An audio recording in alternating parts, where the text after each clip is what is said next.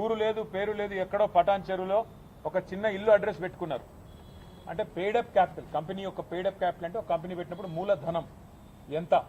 ₹1,00,000. Company paid up capital ₹1,00,000. Employee ఒక్కడు లేడు. Chairman ఎవడయ్యా అంటే అనుముల కొండలరెడ్డి.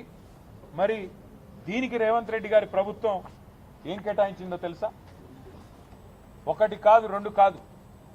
రేవంత్ రెడ్డి గారి ప్రభుత్వం ఇవాళ విలువైన 200 కోట్ల రూపాయల విలువైన 5 ఎకరాల భూమిని ఈ ₹1,00,000 పెయిడప్ క్యాపిటల్ ఉన్న కంపెనీకి కేటాయించి అతి పెద్ద కుంభకోణానికి పాల్పడ్డది. ఇది మొదటిది కాదు.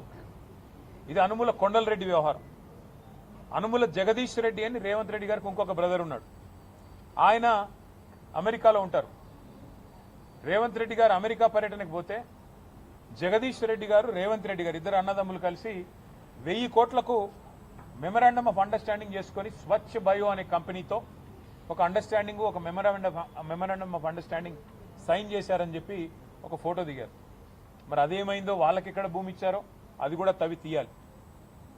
అట్లాగే రేవంత్ రెడ్డి గారి brother in law Srujan Reddy, ఆయనకు ఇవాళ అమృత్ కాంట్రాక్టులు 1,137 కోట్ల అమృత్ కాంట్రాక్టులు వారికి ఇస్తా ఉన్నారు రేవంత్ రెడ్డి గారి ప్రభుత్వం, మోడీ గారి ప్రభుత్వం కలిసి.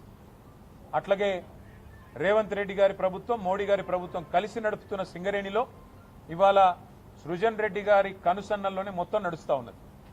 సైట్ విజిటేషన్ సర్టిఫికెట్లు, 1000 కోట్ల కుంభకోణాలు, ఇవన్నీ గతంలో బయటపెట్టాం. మళ్ళీ చెప్పమంటే మళ్ళీ చెప్తాం.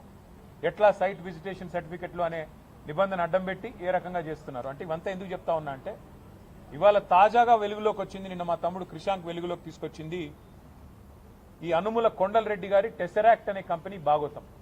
కంపెనీకి ఒక ఉద్యోగి లేడు, కంపెనీకి రూపాయి ఆదాయం లేదు, ₹1,00,000 పెయిడప్ క్యాపిటల్, ఆఫీసు అడ్రస్ లేదు. కానీ వడ్డించేవాడు మనవాడైతే ఎక్కడ కూర్చుంటే ఏమి?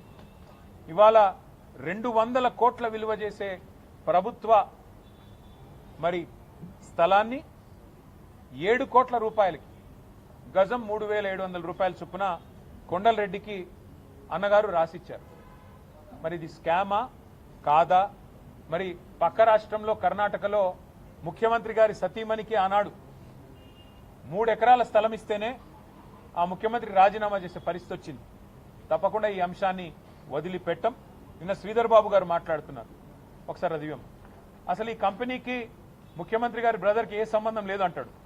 మరి కంపెనీకి ముఖ్యమంత్రి గారి బ్రదర్కి ఏ సంబంధం లేకపోతే చైర్మన్ అని ఆయననే ఎట్లా రాసుకున్నాడు? నెంబర్ 1 చైర్మన్ ఆయన, CEO